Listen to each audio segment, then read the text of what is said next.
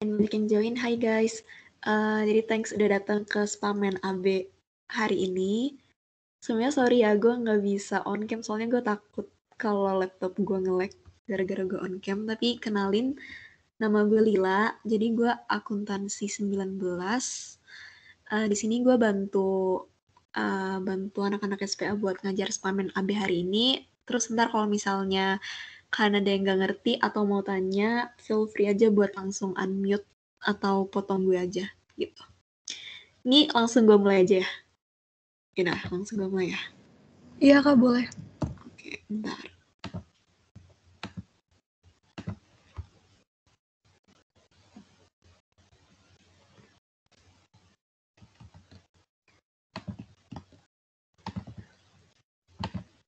Udah kelihatan belum ya? Udah kok nggak? Oke. Jadi gue mulai aja ya. Jadi buat UTS AB tuh kalian materinya kan ada apa sih, COGM, ada job costing, terus proses costing sama spoilage. Apalagi udah sih, itu aja sih. Sebenarnya agak ada yang kayaknya agak beda dari dulu gue waktu UTS. Jadi dulu gue waktu UTS ada kayak soal tentang regression gitu. Cuman kalau gue lihat di ASIS kalian nggak diajarin sih. Jadinya nggak gue masukin di latihan soal hari ini. Jadi fokus ke COGM, job costing, spoilage, scrap rework, sama proses costing. Oke, jadi gue mulai aja dari yang soal pertama. Soal pertama kita mau bahas yang paling gampang dulu dan yang paling awal tentang schedule of COGM sama bikin income statement. Jadi di sini gue udah ada soal, sebenarnya ini soalnya mirip sama Mojako 2020. Kayak persis sih emang kayak gini.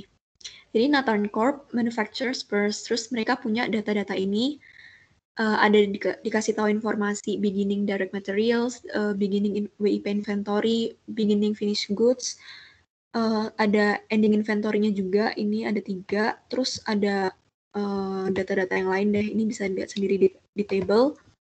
Terus kita disuruh bikin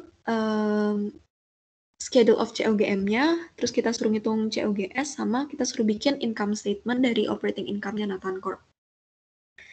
Jadi kalau misalnya, biasanya emang kayak soal UTS tentang yang bab ini, biasanya emang disuruh bikin ini sih, 2 ini, schedule of COGM sama operating income. Jadi kayak langsung mulai aja di sini. Kebetulan soalnya emang udah gampang ya. Udah dikasih tahu direct materials use-nya 120.000. Jadi waktu kita bikin schedule of COGM bisa langsung dimasukin aja di direct materials cost. Karena ketika kita mau ngitung direct materials cost ini sebenarnya emang nyari yang kita gunakan aja kan. Cuman kalau misalnya belum diketahui itu, biasanya kita ngitungnya ini pakai ngitung dari beginning inventory direct materials, terus ditambah purchase-nya apa, sama dikurangin ending inventory direct materials. Cuman karena di sini di soalnya udah diketahui direct materials use, jadi kayak ya udah langsung ditulis aja. Jadi direct materials cost-nya 120.000. Terus di direct manufacturing labor cost-nya juga biasanya harusnya udah langsung di state sih. Kalau ini di state di soal nggak pakai aneh-aneh gitu. Nih di direct labor 220.000. Terus kita tinggal masukin aja. Baru ini kita ngelompokin manufacturing overhead-nya apa aja. Ini yang harus hati-hati sih, karena kalian harus bisa bedain mana yang dimasukin ke manufacturing overhead, mana yang masuk ke period expense. Jadi di sini kan ada banyak akun ya, dan nggak semuanya itu kayak acak aja gitu kan, dikasih taunya di soal, dan nggak semuanya itu manufacturing overhead. Jadi sebenarnya pertama kalian harus bisa bedain dulu manufacturing overhead sama period cost. Nah, manufacturing overhead itu biaya-biaya yang pokoknya masih berhubungan sama produksi barang, cuman dia nggak bisa di-trace langsung ke barangnya tersebut. Misalnya ini, yang ada indirect material, terus indirect labor, terus biasanya ada yang embel-embelnya factory apa gitu. Nih, contohnya kalau di sini ada factory overhead.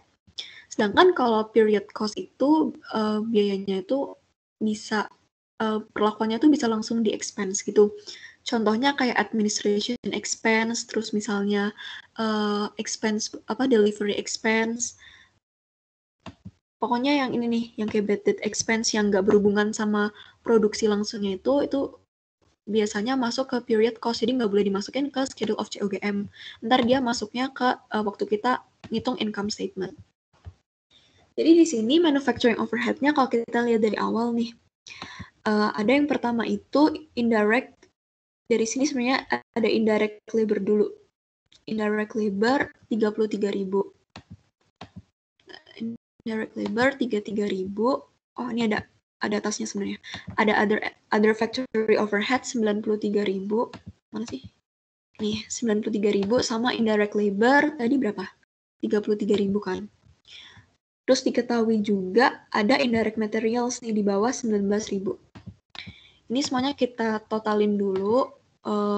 Kita sum aja di sini. Jadinya 145.000 kan. Nah, terus baru kita bisa ngitung total manufacturing overhead. Di sini harusnya.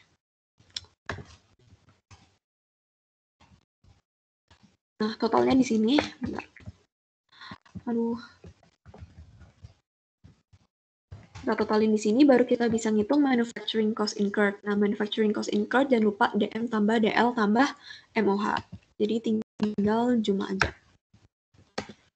Bentar.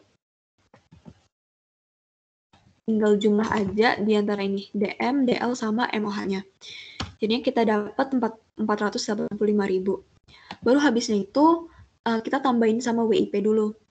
Di sini tambahin beginning WIP, jangan lupa lihat tanggalnya ya. Ini kan kalau beginning berarti di 1 Januari, kalau ending yang 31 Desember. Kita tambahin beginning WIP 15.000, terus jumlahin dulu ini manufacturing cost incurred sama beginning WIP-nya, jadi manufacturing cost to account for. Baru kita kurangin sama ending WIP buat dapetin COGM-nya. Nih, ending WIP berarti yang ini. WIP inventory Desember 31, 25.000. Nah, baru kita dapat COGM-nya. COGM-nya 475.000. Nah, jadi langkah awal sebelum bikin income statement, kita emang harus tahu COGM-nya dulu. Makanya kita perlu bikin schedule of COGM. Oke, terus lanjut aja ke pertanyaan B. Ya, kita disuruh bikin income statement sama ini kan tadi ngitung COGS. Nah, di sini baru kita pakai data-data yang lain nih. Yang pertama kita pasti ngitung sales dulu dong. Salesnya udah diketahuin di table ada 800.000. Terus jangan lupa kalian harus lihat soalnya dulu karena dia ada sales discount yang berarti dia ngurangin salesnya, berarti dia harus dihitung di awal dulu nih. Tadi sales discountnya ntar dia mengurangin salesnya. Jadi net salesnya ini sebenarnya bisa kayak dikasih apa di bawahnya, terus kayak namanya net sales gitu 799.000. Terus baru udah kita kurangin sama COGS. Tapi di sini karena nggak dikasih tahu COGS-nya berapa, jadi kita harus ngitung kayak manual nih. Jadi yang pertama yang ditambahin dari beginning finished goods. Beginning finished goods ini inventory Januari tanggal 1, 60.000. Masukin aja, terus ditambahin COGM yang udah kita hitung di atas, 475.000. Jadi dapat kita cost of goods available for sale. Itu dijumlah aja 535.000. Baru kita kurangin ending finished goods buat dapetin COGS. Ending finished goods-nya yang tanggal 31 Desember, 40.000. Nah, jadi kan COGS-nya dari COGS dikurangin ending finished goods, dapat 495.000. Baru kita bisa ngitung gross profit-nya, yaitu ini net sales-nya tadi dikurangin sama COGS. Dikurangin aja, dapatnya 304.000. Nah, dari gross profit ini ya pasti kalian ya udah hafal lah ya pasti. Baru kita bisa kurangin sama operating expense. Nah, ini yang harus hati-hati sama tadi. Kalau tadi kan manufacturing overhead ya, yang berhubungan sama produksi langsung dan bisa di-trace ke produknya. Nah, sedangkan kalau operating expense ini yang tadi gue bilang tadi, operating expense atau period cost itu yang nggak bisa kalian atribusiin ke produknya dan emang kayak nggak berhubungan sama proses produksinya. Contohnya nih, kalau kita lihat dari atas, di sini ada administrative expense. Itu kan kayak udah di luar hubungannya sama produksi ya, kayak hubungannya sama admin, sama ada interest expense nih di atas, sama ada juga bad debt expense. Nah, ini semua masuknya ke operating expense. Jadi tinggal masukin aja yang ini, operating expense, interest expense, sama bad debt expense-nya. Baru kita sum, dan akhirnya gross profit kurangin operating expense, dapat jadi operating income. Menurut gue, schedule of COGM sama income statement masih aman lah ya materinya. Atau ada yang mau nanya dulu?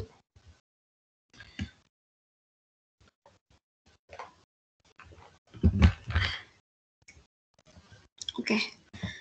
Kalau mau nanya bisa langsung unmute aja ya setelah gue waktu ngomong, nggak apa-apa. Karena kayaknya masih aman, kayak kita move ke soal kedua dulu. Soal kedua tentang job costing. Job costing ini sebenarnya materinya apa ya? Agak tricky, cuman soalnya kalian harus kayak ngerti mana yang jadi cost allocation base-nya, sama pokoknya buat ngitung budgeted MOH rate-nya tuh nggak boleh salah, biar ke bawah-bawahnya tuh nggak salah. Oke, jadi langsung aja. Ini gue ada 2 soal tentang job costing, karena ngikutin asis kalian sih, kayak kalian 2 minggu bahas job costing, terus yaudah kayak gue ambil soal job costing 2 gitu. Jadi yang di soal pertama, ATZ Manufacturer Company has two production department. Ada departemen A sama departemen B.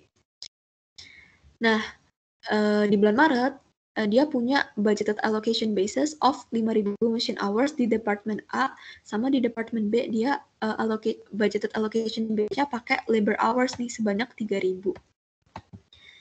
Ini cost allocation base per departemen ya. Jadi di sini udah kayak secara eksplisit dibilang kalau di departemen A dia ngitung manufacture overhead-nya pakai alokasi dari machine hours, sedangkan kalau yang departemen B dia pakai labor hours-nya.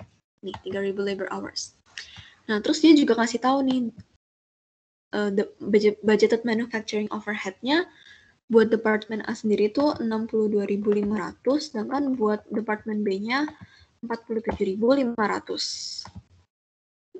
Terus, nah udah diketahui kan dua ini, terus kita juga dikasih keterangan table di sini, ada kayak materials purchase per department, ada direct materials used, dan pokoknya ini keterangan di table-nya ada kayak gini. Terus kita dikasih tahu juga ini job X dia perlu 2.000 machine hours di departemen A dan 1.750 labor hours di departemen B. Terus kita disuruh nentuin yang pertama budgeted manufacturing overhead rate buat setiap departemen. Yang kedua kita disuruh ngitung alokasi manufacturing overhead dari masing-masing departemen buat job X ini. Sama kita disuruh bikin journal entries dan kita ngitung terakhir total cost buat job X. Oke. Jadi yang pertama dulu pasti kalian disuruh ngitung budgeted MOH rate-nya. Nah, kayak yang gue bilang tadi, ini kayak jangan sampai salah, karena kalau salah, ke bawah-bawahnya pasti jawaban kalian salah sih. Walaupun mungkin asdosnya juga ngasih nilai buat apa cara kalian ngitung, tapi kalau angkanya salah ya kayak ya sayang aja.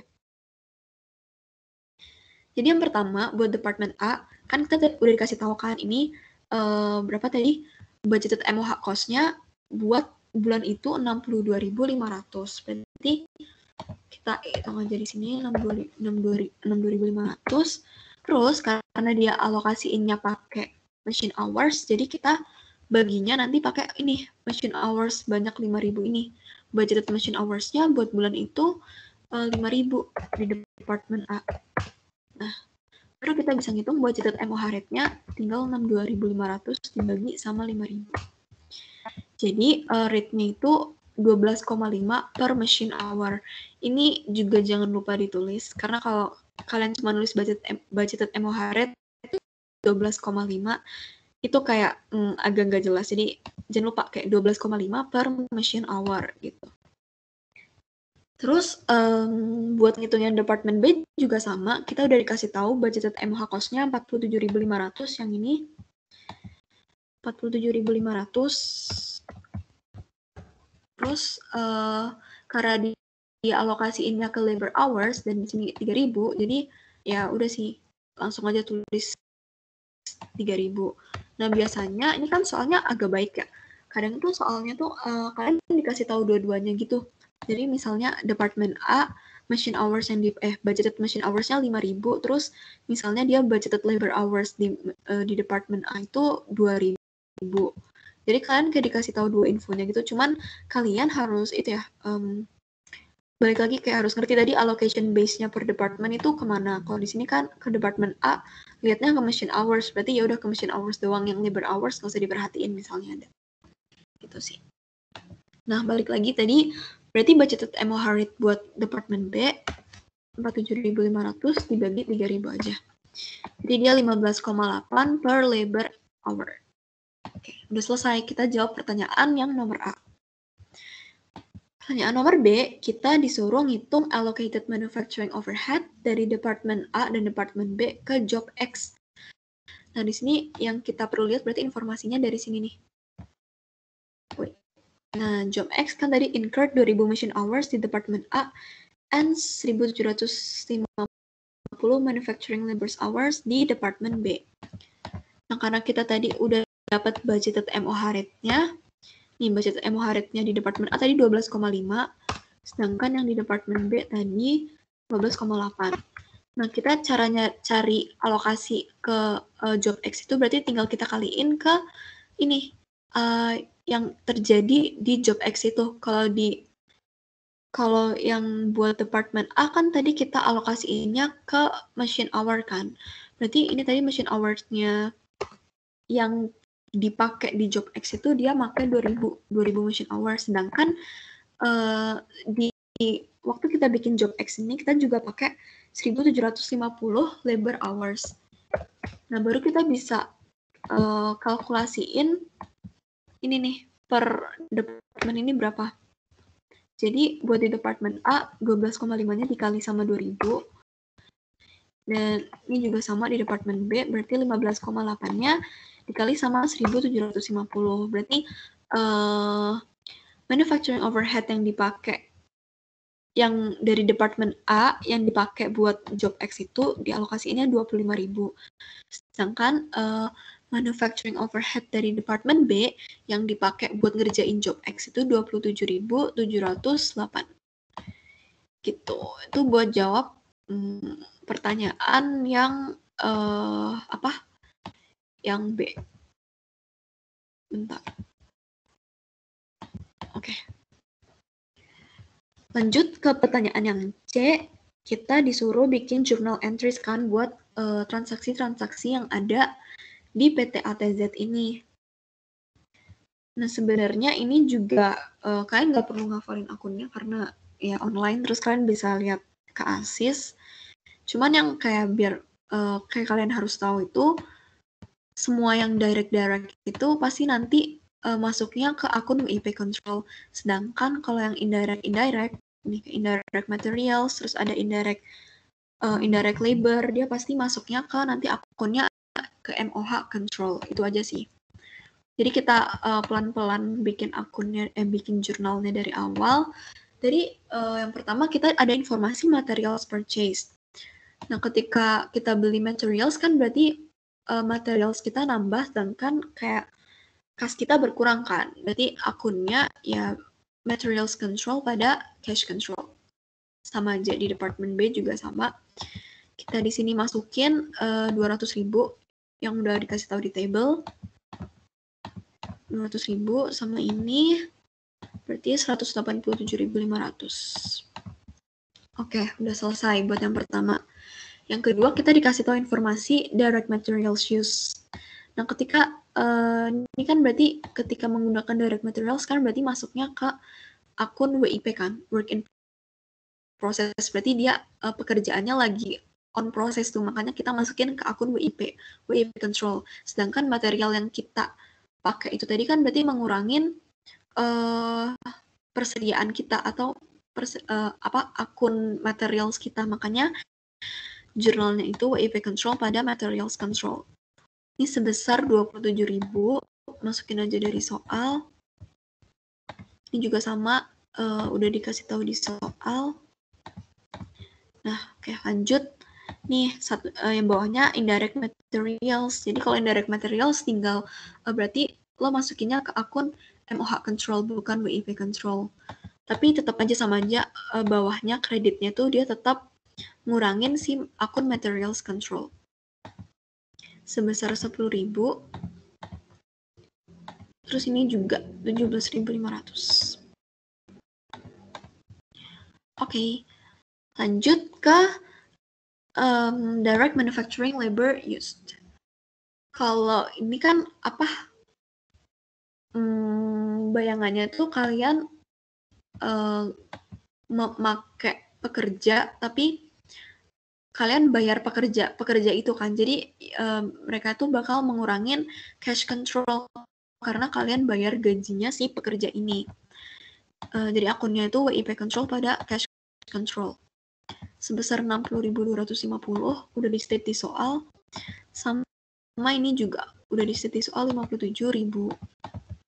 Udah masukin aja. Yang bawahnya kita ada indirect manufacturing labor. Ini juga langsung tinggal masukin aja ke akun MOH control. Kreditnya pada cash control 12.500. Yang departemen B juga masukin aja sesuai yang ada di soal. Baru kita, ini nih ada depre juga kan, ada depreciation on manufacturing equipment. Depreciation tuh juga nggak bisa di-trace langsung ke produk ya, makanya dia masuknya ke manufacturing overhead sebenarnya. Nah, makanya akun yang kita debit itu MOH control sebesar 550, kreditnya pada ACC depre equipment. Ini juga sama, masukin aja yang dikasih tahu.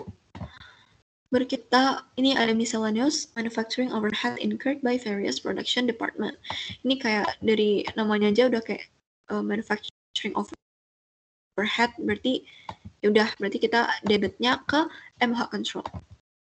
Terus karena dia banyak kan kayak miscellaneous manufacturing overhead, jadi kayak sebenarnya mungkin banyak akunnya, cuman si ATZ ini dia ngerekapnya jadi satu, makanya akunnya kita namanya miscellaneous accounts atau bisa juga various accounts gitu sih. Karena mungkin kayak sebenarnya itu dia banyak akun, cuman di sini kita jadiin satu, jadinya kreditnya pada miscellaneous atau various accounts. Nah, sebenarnya udah kan di soal kita cuma dikasih tahu informasi tentang ini, tentang sampai miscellaneous ini. Tapi jangan lupa ada juga jurnal buat kita nyatet alokasi dari MOH kita yang dipakai di tiap departemen yang tadi kita udah hitung. Jadi kita kan jangan lupa bikin jurnal ini, WIP control pada MOH allocated, ini buat nyatet berapa banyak sih MOH yang kita alokasiin buat pekerjaan itu.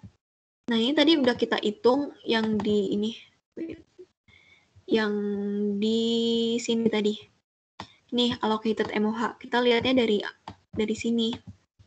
25.000 buat departemen A, dan yang buat departemen B berarti tadi alokasinya kita kan 27.708 ya. Nah, itu dicatat di jurnal. Udah selesai nih sampai sini. Habisnya itu kita masih ditanyain kan sebenarnya ada under atau over allocated nggak ya di manufacturing overhead tiap department. Nah, cara ngitungnya berarti kita hitung dulu actual MOH-nya berapa, dikurangin budgeted MOH-nya gitu kan. Nah, di sini berarti kita hitungnya yang di actual, kita ambil dari sini guys, yang dari MOH control ini, akun-akun MOH control. Jadi 10.000 ditambah, ini 12.500, ditambah 550, ditambah 650. Nah, ini yang actual. Budgeted MOH-nya kita pakai yang ini, 25.000. Terus tinggal dikurangin aja. Nah, kalau minus berarti dia ada over allocated dong. Ada over allocated. Terus buat yang departemen B juga sama, ini kita ngitung dari akun-akun MOH control. Ditambahin aja semuanya. Terus dikurangin sama budget MOH-nya yang ini, 27708.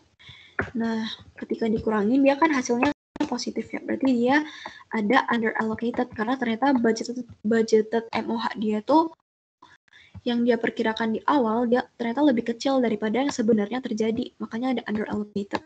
Nah, terus sebenarnya pertanyaan yang buat C udah selesai.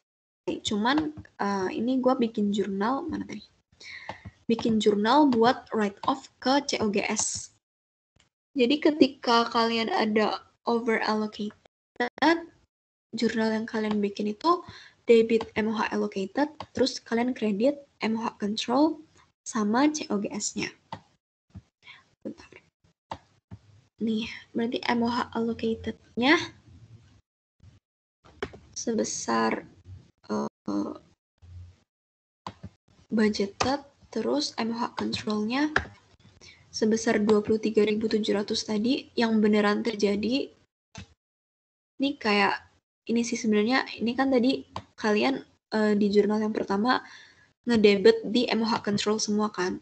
Terus yang buat MOH allocated-nya kalian dikredit. Nah, di sini kita mau balikin biar kayak habis aja gitu akunnya. Kan kita tadi udah ngitung under over allocated-nya juga kan. Nah, terus berarti tinggal kita mengkredit COGS juga. Kreditnya sebesar ini bedanya, selisihnya MOH allocated sama MOH control 1.300 atau yang tadi kita udah hitung juga sih sebenarnya di sini. Nah, ketika under allocated juga sama, berarti kita masukin MOH allocated dari yang budgeted tadi, terus MOH control-nya kan juga yang actual ya, actual terjadi. Ini berarti tinggal selisih aja. Nah, selisihnya 10.542 ini udah deh selesai. Kita udah bikin jurnal buat write off COGS juga. Lanjut ke pertanyaan yang D. Ini pertanyaan D itu kita disuruh ngitung total cost buat job X. Nah, total cost itu apa? Total cost itu direct materials tambah direct labor tambah manufacturing overhead cost ya. Dan di sini karena nggak dikasih tahu nih dia pakai metode costing yang gimana, makanya kita assume kalau nggak dikasih tahu tuh kita assume aja dia pakai normal costing. Nah, kan ada kan kayak kan diajarin budgeted costing, actual costing sama normal costing kan.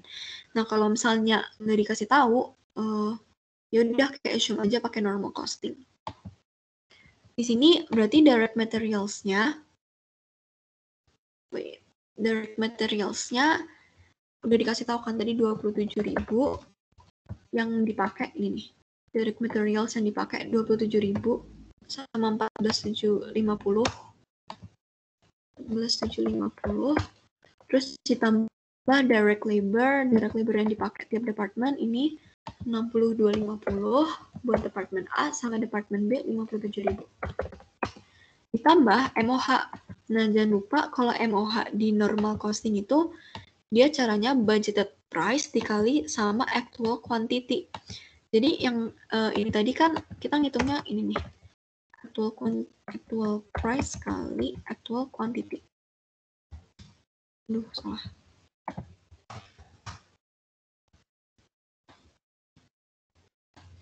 Nah, tadi kan kita ngitungnya direct material sama direct labor ini sebenarnya dia pakai actual price kali actual quantity kan kalau misalnya normal costing.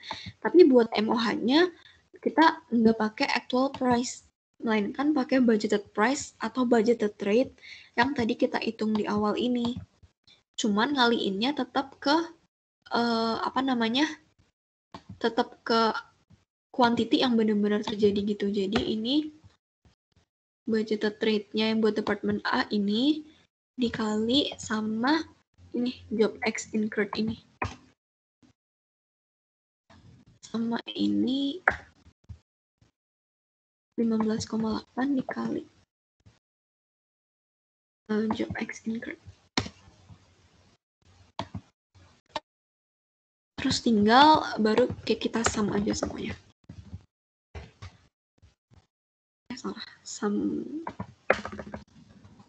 Nah, yang ditanyain total cost buat job X berarti kita sum yang dari dua departemen ini ya. Jadi sum semuanya 211, 708. Ada yang mau ditanyain dulu nggak?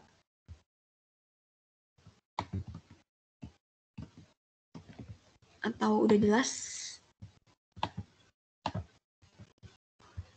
Bentar. Ini gue kasih lihat dulu deh. Gue kasih semenit buat ini ya. Lihat ke Excel-nya, siapa tahu ada yang mau nanya. Nih. Oke.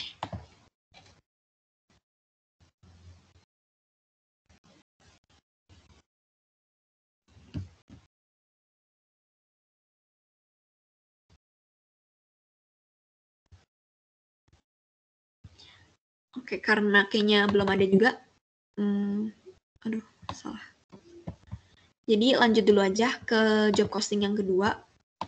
Sebenarnya ini nggak jauh beda sih, nggak jauh beda juga dari yang tadi. Kayak intinya kita cari budgeted MOH rate, terus alokasi, biasanya alokasi MOH ke job, sama paling disuruh ngitung total cost kayak tadi. Kalau tadi kan kayak total cost semuanya ya. Nah di sini bedanya kita di problem ketiga ini soalnya ditanyainnya ke cost per unit. Jadi kita bagi sama units yang produced, gitu aja sih bedanya. Oke, baca soal dulu kali ya. Di sini, Pisano Company use a job costing system at its Dover, Delaware plant. The plant has a machining department, jadi dia punya 2 department juga, machining sama finishing department. Nah, ini dia nge-set nih kalau nih Pisano use normal costing with 2 direct cost categories. Jadi dia pakai normal costing, terus dia punya 2 direct cost kategori. Dia ada direct materials sama direct labor. Terus dia juga punya 2 MOH cost full. Ada dari machining department, di mana di machining department ini dia pakai cost allocation base-nya, dia pakai mana nih? Nih, pakai machine hours as the allocation base, dan di finishing department dia pakai direct manufacturing labor cost sebagai allocation base-nya. Terus di sini dia jelasin ada table, terus ada keterangannya, ada MOH cost, DML cost, DML hours, sama machine hours. Buat pertanyaan pertama, kita disuruh bikin overview diagram buat Pisano job costing system. Oke, bentar. Nah, ini udah ada diagramnya ya sebenarnya. Jadi ini sebenarnya apa ya? Buat mempermudah pemahaman aja sih sebenarnya costing di Pisano company ini kayak gimana sih? Kan tadi ada yang direct materials, ada yang direct cost sama indirect cost gitu kan. Jadi dari yang direct cost dulu kita lihat di bawah ini ada dia punya direct material sama direct manufacturing labor. Nah, sedangkan di indirect cost pool-nya dia tadi bagikan ke 2 department, ada dari machining department MOH sama finishing department MOH. Nah, di masing-masing department ini dia punya cost allocation base yang berbeda-beda. Jadi buat di machining department dia pakai machine hours sebagai allocation base, cost allocation base-nya. Sedangkan di finishing department dia pakai direct manufacturing labor cost sebagai cost allocation base-nya. Nah, ini 2 ini tadi di cost objeknya bakal jadi indirect cost, sedangkan yang direct cost tadi juga dari 2 ini namanya jadi direct cost. Nah, indirect cost sama direct cost yang di persegi panjang ini nanti yang kita pakai buat ngitung cost objek di jobnya itu. Gampang ya kalau bikin overview diagram sebenarnya ya gini doang. Terus yang nomor 2 kita ditanyain what is the budgeted manufacturing overhead rate di machining department sama finishing department. Ini sama kayak soal yang problem kedua tadi. Kita nggak boleh salah ngitungin cost allocation base-nya sih terutama. Jadi di sini MOH cost-nya udah di state di soal 9.065.000 buat machining department. Terus karena si machining department ini dia pakai machine hours sebagai cost allocation base, berarti kita baginya ke machine hours-nya, yaitu di sini udah di state 185.000. Tinggal kita bagi biasa buat dapat budgeted MOH rate-nya. Di finishing department juga sama, MOH cost-nya yang diketahui 8.181.000 sama karena dia cost allocation base-nya tadi berdasarkan direct manufacturing labor cost, berarti kita baginya ke 4.050.000 yang ini. Tinggal bagi aja. Tada. Dapat kan? Oh iya. ini gue lupa kasih keterangan per machine hour sama per direct manufacturing labor cost. Jangan lupa kasih keterangan kayak gitu ya. Terus udah gitu doang buat budgeted MOH rate. Yang ketiga kita ada nih dikasih tahu pada bulan Januari buat bikin job 431 ada kayak data-data berikut. Direct materials use, ada direct manufacturing labor cost yang dipakai berapa, direct manufacturing labor hours sama machine hours. Nah, terus kita disuruh ngitung total manufacturing overhead cost allocated to job 431. Jadi, buat yang di machining department dulu, berarti kan kita ngitung MOH-nya ya. Caranya dengan kita ngaliin budgeted MOH rate yang udah kita hitung tadi ke cost allocation base-nya yang benar-benar terjadi. Di sini kan machine hours. Sedangkan di job 431 machine hours yang dipakai itu sebanyak 140. Berarti kita kaliin sama 140. Sedangkan di finishing department, kita juga kaliin budgeted MOH rate-nya, kita kaliin sama direct manufacturing labor cost yang dipakai buat job 431, yaitu sebanyak 1.250.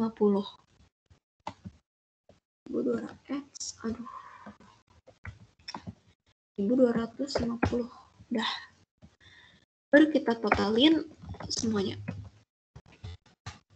Jadinya total MOH cost yang dialokasikan buat job 431 ada sebanyak 9.385. Terus yang soal nomor 4, assuming that job 431 consists of 300 units of product. What is the cost per unit? Nih, cost per unit ketika Q-nya sama dengan 300. Nah, balik ke tadi, cara kita ngitung total cost tadi itu kan ada 3 komponen, yaitu ada direct materials, direct labor, sama manufacturing overhead. Jadi kita pertama-tama kita ngitung direct materials yang dipakai berapa. Nah, di sini udah dikasih tahu nih di table atas, direct materials di machine department ada 13.000, terus di finishing department ada 5.000. Terus di direct labor juga udah dikasih tahu direct labor cost-nya 900, sama di finishing department ada 1.250.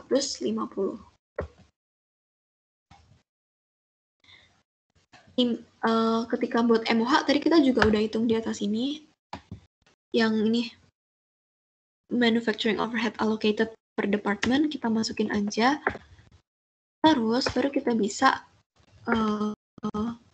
ngitung total cost buat ngerjain si job 431 ini. Kalau di total ternyata 29.535. Tapi karena ingat lagi baca soalnya, yang ditanyain bukan total cost, melainkan cost per unit. Jadi jangan lupa dibagi dulu sama 300. Nah, jadi cost per unitnya adalah 98,45. Oke, gitu deh buat nomor 4. Nomor 5 ini kita dikasih tahu ada MOH incurred atau MOH actual yang terjadi berapa di tiap department, terus ada direct manufacturing labor cost yang terjadi juga, sama machine hours yang dipakai juga di tiap department. Nah, kita disuruh ngitung apakah MOH yang udah kita alokasiin tadi itu under allocated, over allocated, atau pas nih sebenarnya di tiap department.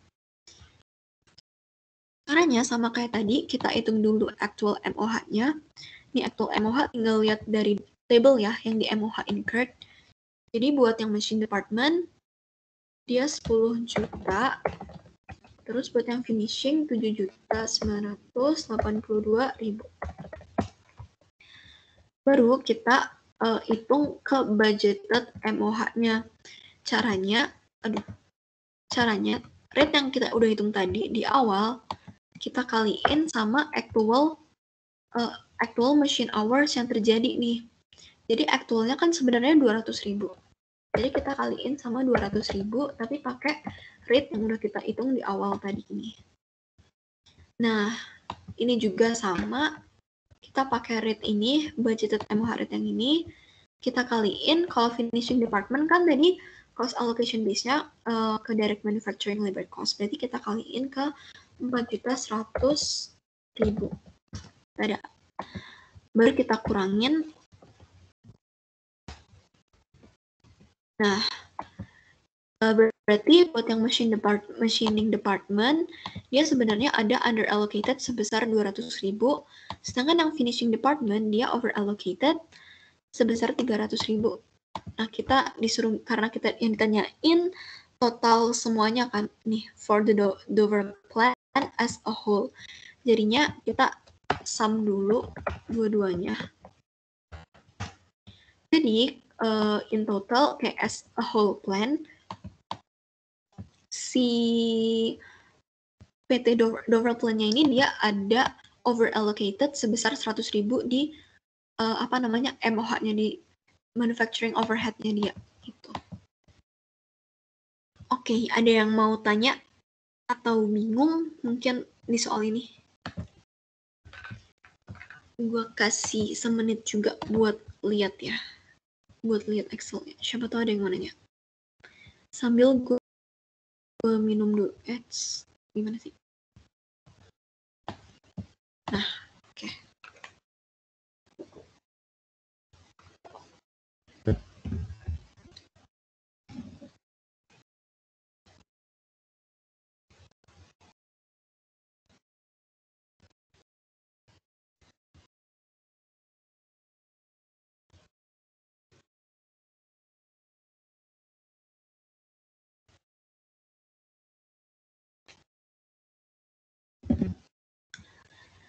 Oke, karena belum ada yang nanya juga, kayaknya kita lanjut ke problem 4 dulu. Bentar. Problem 4 ini, kalau pertanyaan tentang spoilage, rework, sama scrap ini, ya emang cuman ngejurnal doang sih pertanyaannya. Jadi, kalian kayak nggak perlu ngafalin juga sebenarnya. Karena ya udah kayak lihat aja di PPT ASIS atau catatan kalian sendiri. Pokoknya kalau case-nya ini misalnya kalau specific normal spoilage, terus attributable to certain job gitu, jurnalnya kayak gimana. Gitu doang sih kalau spoilage, rework, sama scrap. Jadi ini soalnya ya cenderung gampang sih kalau buat UTS. Oke, kita mulai aja. Jadi ada Lexan Textile Company's job X12, dia punya 5 dari 50 unit yang dibikin, ternyata dia spoiled atau kayak cacat gitu kan. Cost assigned prior to the inspection point are $660 per unit. Nah, terus itu specific normal spoilage. Bentar.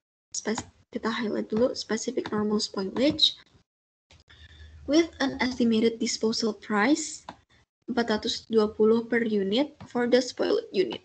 Nah, jadi kita di sini udah ada beberapa informasi. Jadi ada 5 barang yang cacat, terus ada juga kita dikasih tahu prior inspection point price-nya itu 660. Terus kita dikasih tahu juga estimated disposal price per unitnya 420, sama dikasih tahu juga itu specific normal spoilage. Terus ada juga job Y34, dia ada 3 dari 70 units yang spoiled. Terus dia masuknya ke common normal spoilage with cost assigned prior to inspection point 520 per unit, sama current disposal price 140 for the spoiled units. Terus pertanyaan yang pertama, kita disuruh record normal spoilage attributable to job X12. Ketika kita mau nge-record specific normal spoilage attributable to certain job ini, karena dia specific normal spoilage ya, jadi jurnalnya tuh materials control pada WIP control. Ini nggak perlu kalian pahamin kenapa, cuman yaudah kayak langsung aja kayak gini. Nggak perlu hafalin juga sih.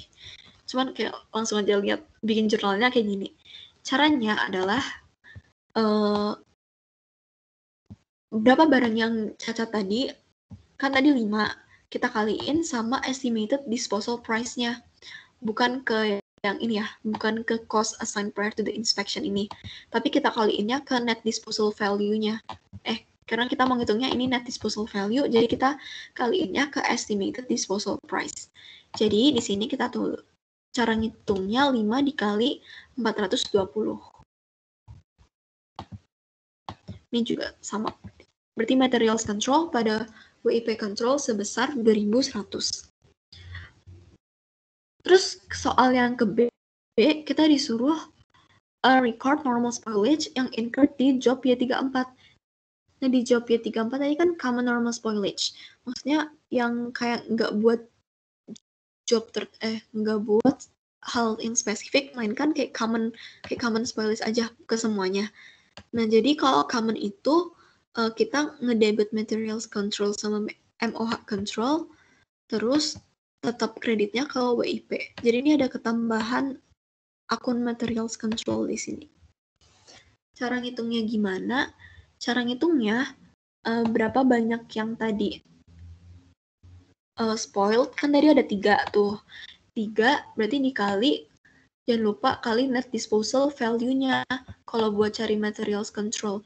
Jadi 3 dikali 140, terus di WIP control kita tulis 3-nya dikali sama prior inspection point price-nya yang 520 tadi, 3 kali 520, baru di MOH control kita tinggal kurangin aja dari WIP control dikurangin sama materials control. Udah gitu.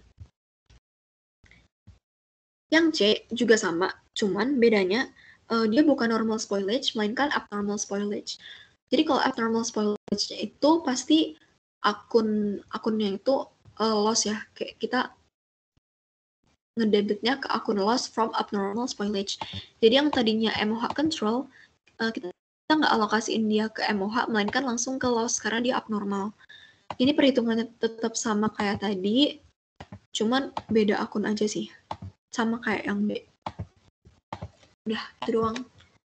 Yang di spoilage. Lanjut ke rework. Di rework ini sama, dia dikasih tahu assume that 3 spoiled units of Wexan Textile Company job X12 can be reworked for a total cost of 1.200. Terus ada a total cost 1.560 associated with these units has already been assigned to job X12 before the rework. Prepare the journal entries for the rework. Kalau reworknya related to specific jobs, kalau reworknya common to all jobs, sama kalau reworknya considered as abnormal.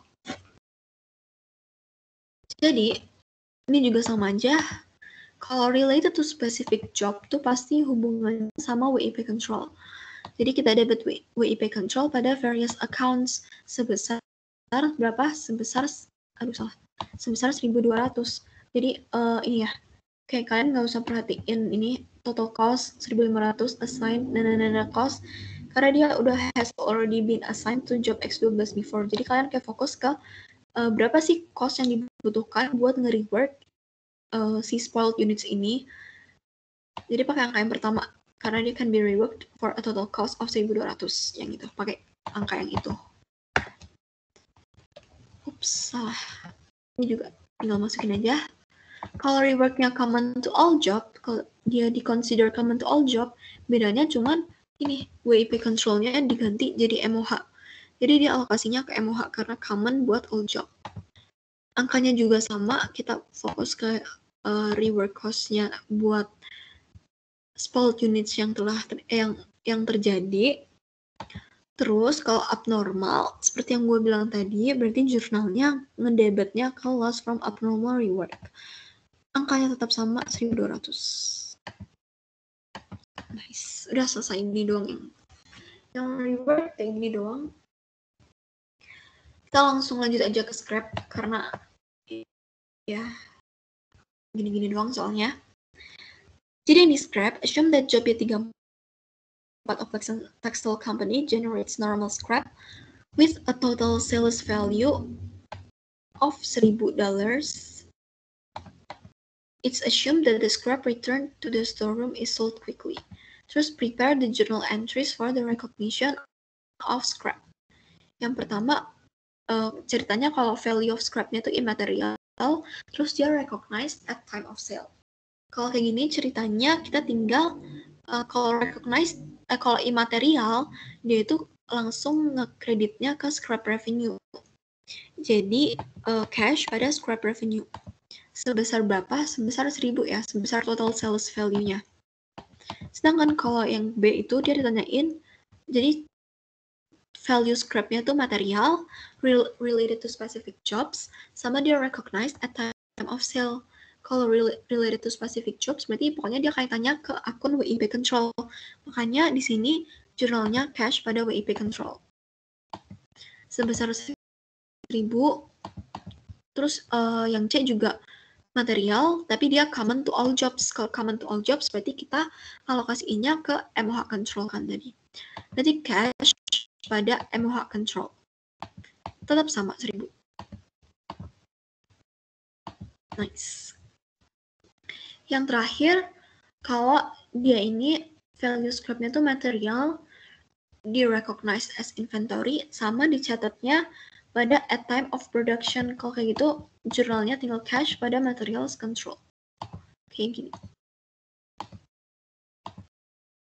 Udah. Kalau pertanyaan buat spoilage, rework, sama scrap ini, gue rasa kalian cuma perlu lihat ke jurnalnya aja, kayak per masing-masing skenario. Kayak misalnya kalau rework related to specific job, gimana jurnalnya. Kalian bikin kayak rangkuman aja gitu, kayak per skenario gimana cara ngejurnalnya. Jadi pas ujian kalian tinggal nyalin aja gitu sih.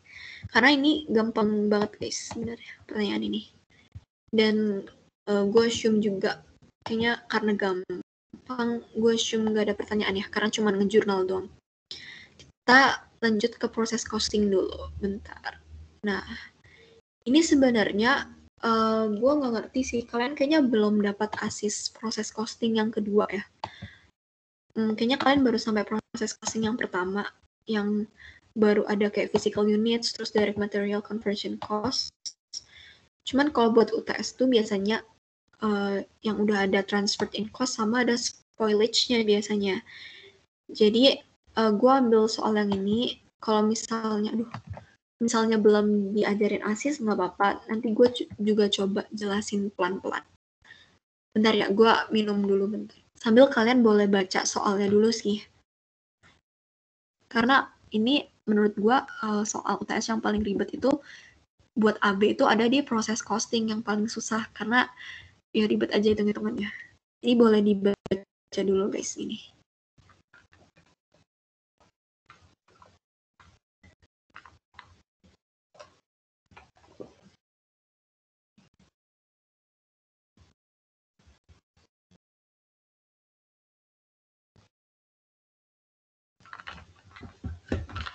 Oke, jadi di problem 5 ini BTW soal dari Mojako juga. Ini gue banyak yang ambil dari Mojako, cuman yang tadi job costing nomor 3 ini gue ambilnya dari soal ASIS tahun lalu gitu. Jadi ini sebenarnya kayak gue kayak membahas Mojako gitu sih. Oke, jadi Kimpil Inc. is a manufacturer of computer. It has 2 departments, ada assembly sama testing department. Nah, tapi exercise ini fokus on testing department. Jadi, ya. Terus direct materials are added at the end of the process. Conversion costs are added evenly during the process. Kimball Inc. uses the weighted, ini belum gue ganti. Ini dia pakai FIFO ya guys, sorry. Pakai FIFO karena kenapa gue pengen bahas FIFO, karena yang FIFO lebih ribet daripada weighted average. Jadi si Kimball Inc. ini pakai FIFO method of process costing and the inspection point at 100%. Oh iya, jadi yang di Mojako itu dia soalnya kan pakai weighted average ya, sedangkan yang gue bahas ini gue kayak ganti cara ngerjain kita pakai FIFO. Jadi ya mungkin kalau kalian cocokin sama KJ Mojako tahun lalu agak beda, soalnya gue di sini pakai FIFO. Oke, jadi kita di sini ada informasi beginning WIP, ada degree of completion beginning WIP, ada transferred in during October, terus ada units completed and transfer out during October, ada WIP ending, ada degree completion ending WIP, total cost ada during October, sama normal spoilage rate. Oke, guys. Gue tahu ini soalnya kayak baca tabelnya aja kayak pusing gitu. Cuman menurut gue kalian kalau paham sama template-nya aman sih. Jadi kayak nggak usah terlalu beban gitu. Jadi gue jelasin dari awal juga template-nya gimana. Jadi ketika kita mau bikin flow of production-nya ini, kan kita ditanya ini, kita disuruh ngitung equivalent units, terus total cost to account for, cost per equivalent unit, sama assigned cost buat units completed tuh gimana. Ini template-nya memang panjang banget. Kayak gini. Cuman, ya semoga gue bisa jelasin dengan jelas. Yang pertama, ketika kita kan mau ngitung equivalent units. Jadi kita fokus ke ini dulu, physical units. Kita ngitungin physical units dulu. Jadi template kayak gini. Jadi pertama kita ngitung dulu di beginning WIP kita ada physical unit 40 kan. Ada physical unit 40. Terus kita tambahin juga, jangan lupa. Ini sebenarnya gue nggak tahu ya kalian udah sampai asis ini apa belum, tapi ada transferred in during October. Jadi maksudnya itu kan tadi ini ceritanya si Kimpil ini dia punya 2 department kan. Jadi assembly department sama testing department. Nah, karena kita fokusnya di testing department, jadi ceritanya ini dia udah melewati tahapan dari assembly department, makanya ada yang namanya transferred in cost atau kayak materials yang dari sebelumnya dari assembly cost terus kayak lo transfer dipakai di testing department itu berapa kayak gitu. Intinya transferred in cost tuh kayak gitu. Terus kita jumlahin aja dari WIP beginning sama transferred in cost ini. Dapat 240 kan. Nah, baru kita ngitung yang completed during current period. Di sini hati-hati karena kita pakainya Vivo, jadi kita harus pisahin nih yang dari beginning WIP sama yang baru dimulai dan completed during period, during October. During October kita harus pisahin jadi 2 gini. Sedangkan kalau weighted average kalian tinggal jadi 1 doang gitu kan ngitungnya kayak yaudah completed during current period langsung mana sih? Langsung 120 ini taruh aja. Sedangkan kalau Vivo kita harus kayak bagi 2 dulu kayak gini. Nah, from beginning WIP kita tinggal taruh aja di sini 40. Karena kita mau ngabisin dulu, kalau Vivo itu kan berarti kita mau ngabisin dulu yang pertama kali masuk di kita kan. Makanya kita mau ngitung 40-nya dulu nih. Kita dari beginning WIP 40, terus started and completed during October, berarti tinggal 120 dikurangin sama 40. 120 itu dari sini. Jadi ceritanya goods units yang udah selesai dan transferred out during October itu semuanya totalnya tuh 120, cuman 120 ini dia kebagi ada yang dari beginning WIP sama yang benar-benar diproduksi pada periode tersebut. Makanya kita kurangin dulu dari WIP sebesar 40, kita bisa ngitung ternyata yang kita produksi di bulan Oktober itu 80 gitu. Gitu sih.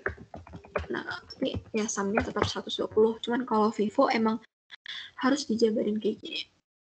Terus kita disuruh ngitung ada normal spoilage nih. Normal spoilage rate-nya kan 20% ya. Bentar. Kita hitung dulu dari bawah. Pertama kita udah dikasih tahu informasi WIP ending dari Oktober 31 ini. Sebesar 70 kan. Kita tulis dulu 70. Terus kalian tahu kan kalau to account for sama accounted for ini jumlahnya harus balance. Yang mana berarti accounted for-nya ini hasilnya juga 240. Nah, berarti berapa sih sebenarnya spoiled units yang terjadi di bulan Oktober? Kita harus ngitung dulu total spoiled units yang terjadi sebelum kita bagi jadi 2 lagi nih, ada normal spoilage sama abnormal spoilage. Caranya tinggal kita kurangin aja, kan tadi accounted for-nya 240, berarti tinggal kita kurangin sama 70, kan sisanya buat ini nih. Ini kalau dijumlahkan pokoknya harus ada 240 kan, berarti makanya cara nyarinya 240 kurangin 70. Nih, gue udah ngitung di sini. Oh ya, jangan lupa dikurangin ini juga yang tadi completed during current period. Jadi kita harus hitung spoiled units-nya dulu. Itu dari 240 accounted for-nya di 120 ini dikurangin sama WIP ending-nya. Baru udah ternyata spoiled units yang ada tuh ada 50 buah. Cuman kita 50 buah ini yang termasuk normal spoilage itu dia cuma 20%, sedangkan 80%-nya dia tuh masuk ke abnormal spoilage. Gitu. Kayak agak ribet ya, tapi ya gue yakin kalian pasti bisa. Jadi, di normal spoilage 20% kali 50 kali 50. Sedangkan abnormalnya berarti 80% dikali 50. 50 dari mana? 50 dari perhitungan kita tadi. Waktu ngitung 10 units. Nah, ini juga kalau ditambah, kalau kita tambah sekarang, 240 juga kan, jadinya balance. Oke, berarti kalau udah balance, kita bisa move ke kolom di kanan-kanan ini. Kita mau ngisi kolom-kolom ini. Bentar dulu deh, dari sini dulu ada yang mau tanya nggak? Dari ngitung to account for sama accounted for.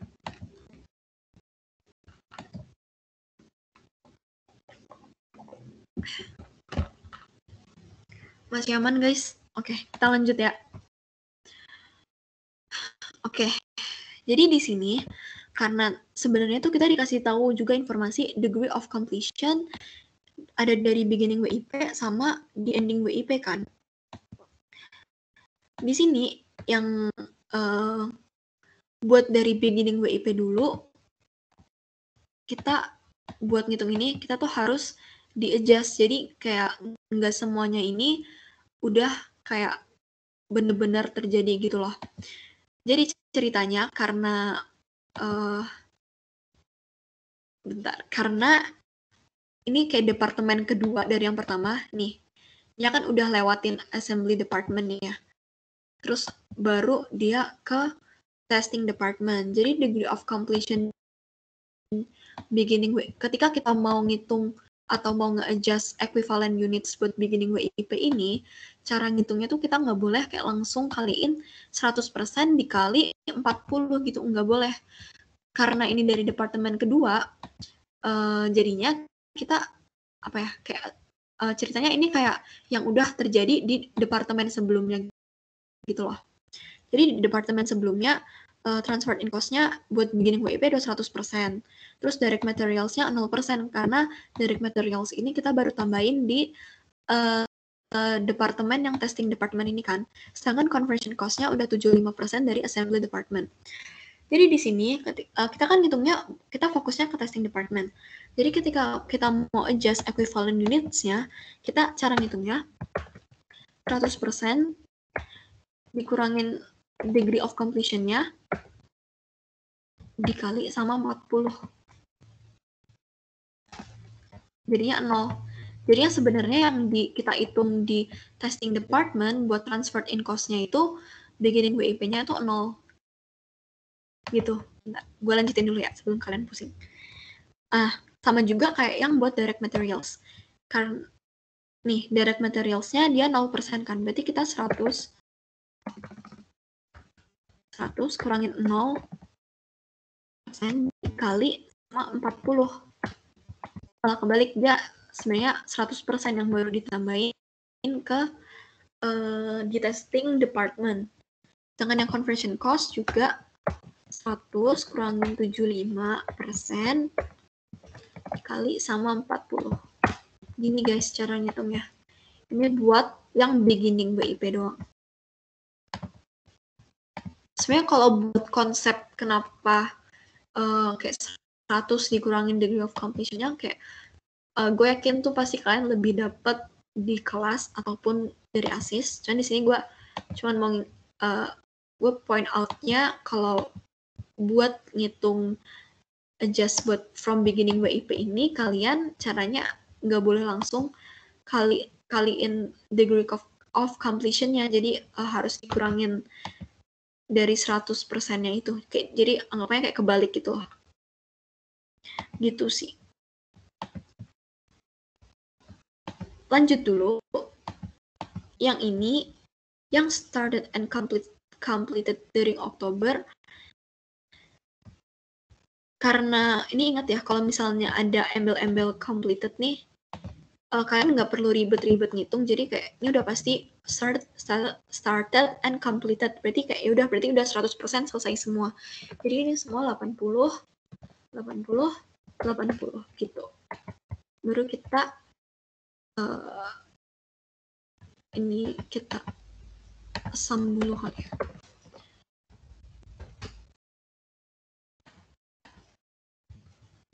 Terus ini juga bosan. Kita sum dulu, baru kita lanjut ngitung ke normal spoilage sama abnormal spoilage. Ini juga kayak kalian nggak perlu ribet-ribet ngitung. Kalau buat spoilage, pokoknya langsung sama aja angkanya. 40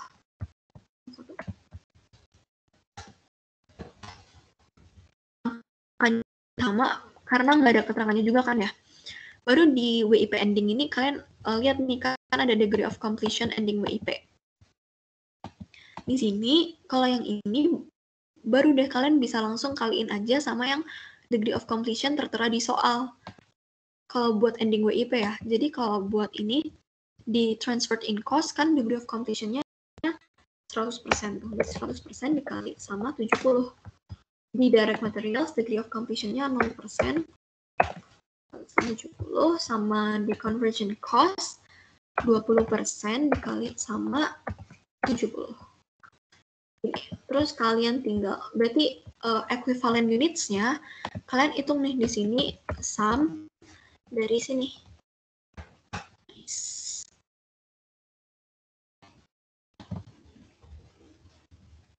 Di sum aja semuanya. Duh. Nah, udah ketemu kan kita equivalent units-nya. Yang buat TIC berapa, direct materials berapa, sama conversion cost-nya berapa. Kayak gitu guys. Ada yang mau tanya nggak? Buat ngitung equivalent units. Ini BTW kita udah ngejawab ini soal nomor yang 1. Calculate equivalent units of TIC, direct materials sama conversion cost. Ada yang mau tanya nggak?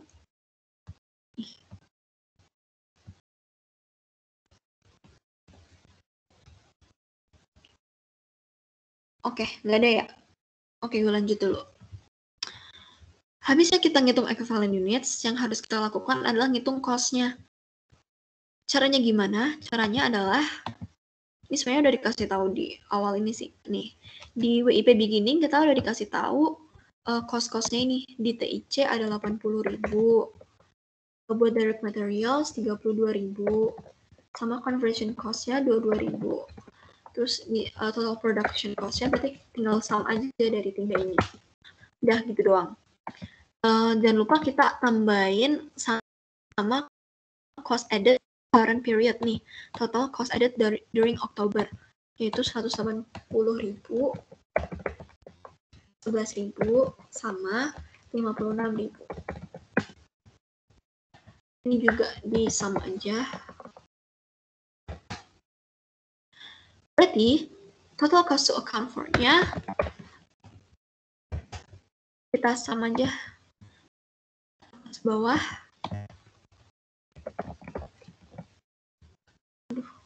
Salah. Total cost to account for-nya kita nemu kayak gini. Bentar guys, gue ambil charger dulu.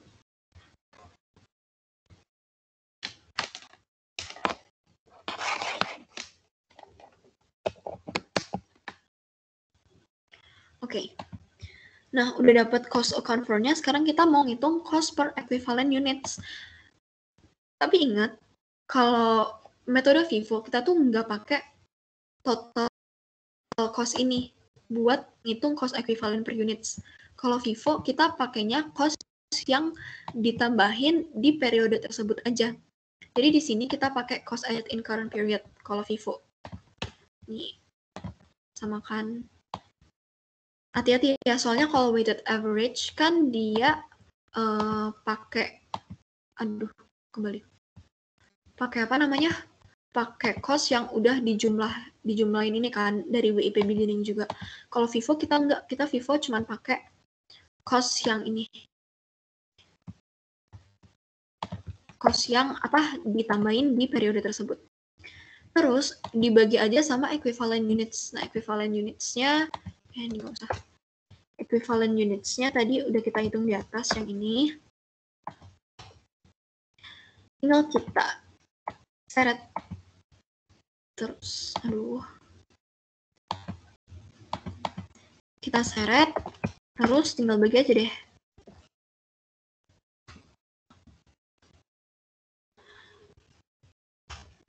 Kita dapat deh, apa namanya, cost per equivalent units. Sampai sini ada yang mau tanya dulu? Ada yang bingung mungkin? Gue sambil nyocokin.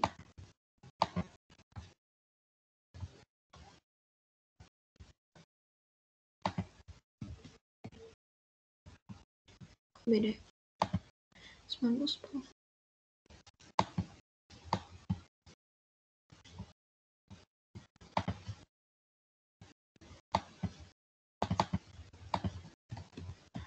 Ups, kayaknya gue ada yang salah ngitung.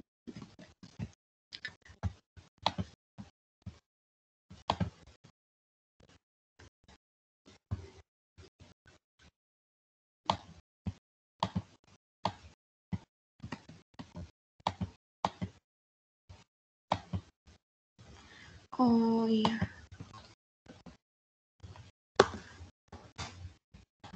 Benar kok. Ada mau tanya nggak? Lanjut dulu ya. Bentar.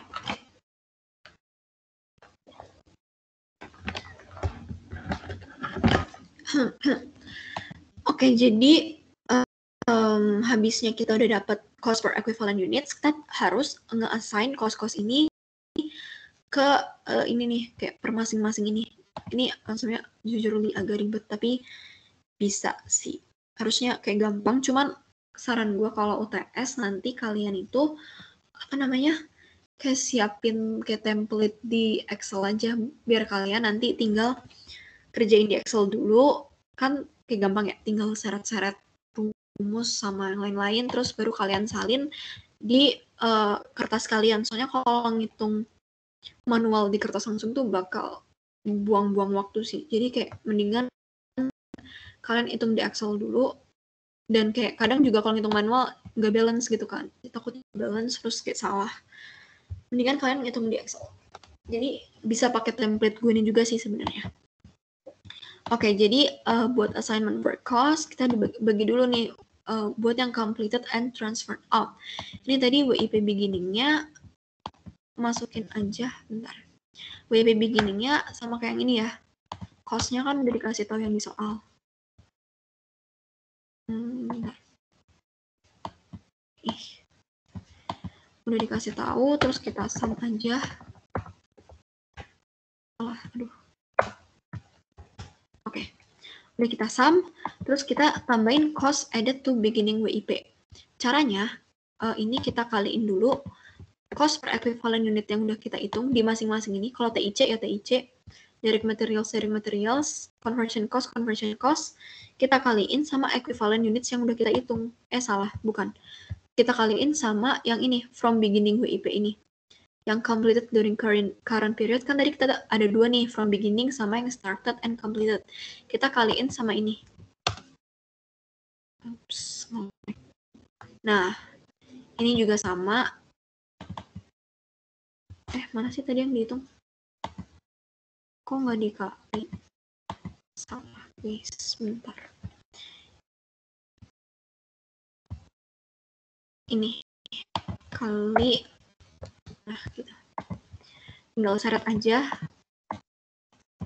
Buat yang direct materials juga sama, berarti cost per equivalent unitnya 65, kita kaliin sama ini, from beginning WIP, tapi bagian direct materials-nya. Buat conversion cost juga sama, kayak gitu. Habisnya itu, sum dulu kali. Terus kita jumlahin atas bawah. Kita jumlahin atas bawah, berarti ini total from beginning inventory before normal spoilage. Ada sekian. Terus jangan lupa, kita ada juga tadi ngitung started and completed before normal spoilage kan. Jadi kita hitung dulu, kaliin cost per equivalent unit. Sekarang kita lihat yang ke ini, row bagian started and completed during October. Kita kaliin sama masing-masing ini. Gitu. Ini juga sama, kita seret. Nih, berarti 65. Kalau buat direct materials 65 kali 80 berarti.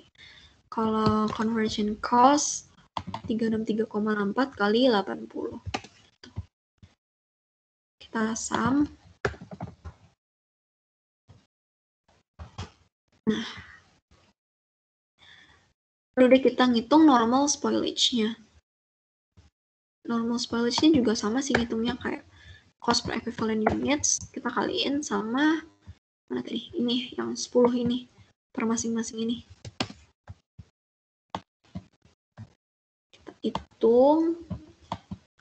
Terus kita sum juga kanan. Baru kita hitung ini semuanya total cost of goods units completed and transferred out. Kita sum 3 yang atas ini. Terus kita drag. Gampang, kalau pakai Excel cepet kan ya, tinggal kayak syarat gitu. Baru kita tambahin sama abnormal spoilage. Ini di bawah ya. Normal spoilage 900 kali berapa nih? 40.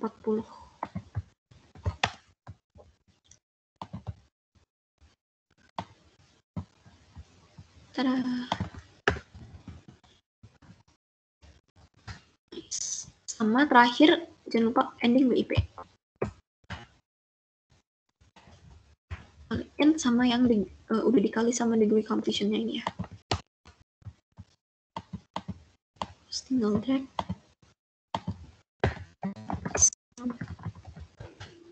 Nice. Sekarang accounted for-nya berarti sum 3 teratas ini. Tuh, udah balance kan 381. Cost to account for-nya 381, accounted for-nya 381. Syarat aja deh. Nice. Udah guys, bentar. Gue gedein. Kayak gitu sih kalau apa?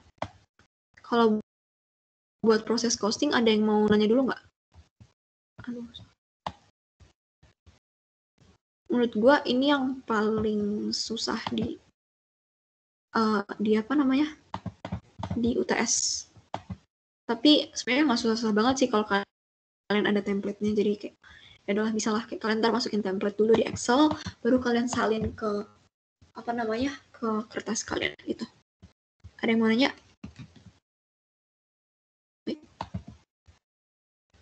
Oke.